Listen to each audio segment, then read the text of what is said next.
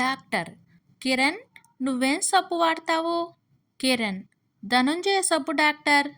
Doctor: toothpaste? Kiran: Dhanunjaya toothpaste doctor.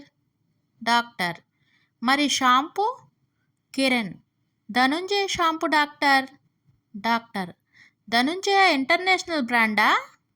Kiran: కాదు doctor, Dhananjay నా roommate. భార్య: ఏమండి, నేను మీకు 4-5 రోజులు కనిపించకపోతే మీకు ఎలా ఉంటుంది? భర్త: చాలా బాగుంటుంది. ఆ తర్వాత అతనికి తన భార్య సోమవారం కనిపించలేదు, మంగళవారం కనిపించలేదు, బుధవారం కనిపించలేదు, గురువారం తన కంటివాపు తగ్గాక అప్పుడు కొంచెం కొంచెం కనిపించింది. లత: అదేంటో బేబీ, ఎండలో నడుస్తున్నా వానలో తడుస్తున్నా నువ్వే గుర్తొస్తున్నావు. సతీష్: లత, ఇదంతా నా మీద ప్రేమ అంటావా, లేదా నీ గొడుగు నా దగ్గర ఉందని అస్తమానం గుర్తు చేస్తున్నావా? లత మనసులో: హమ్మయ్య, ఎలా అడగాలో అనుకున్నా, ఎలాగైతే ఏంటి, అర్థమైంది.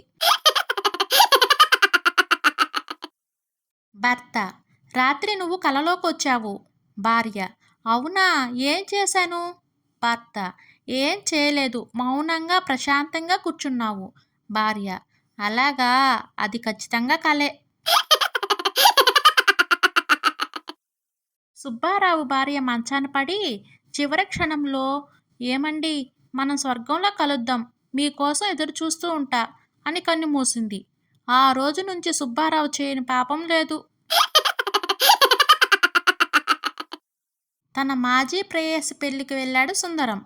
పెళ్లి కొడుకు తండ్రి: ఎవరు బాబు నువ్వు, ఎవరు తరపు? సుందరం: పెళ్లి కూతురు తరపు. పెళ్లి కొడుకు తండ్రి: ఆమెకి ఏమవుతావు? సుందరం: ప్రీ ఫైనల్లో ఎలిమినేట్ అయ్యాను, ఇవాళ ఫైనల్ చూడటానికి వచ్చాను.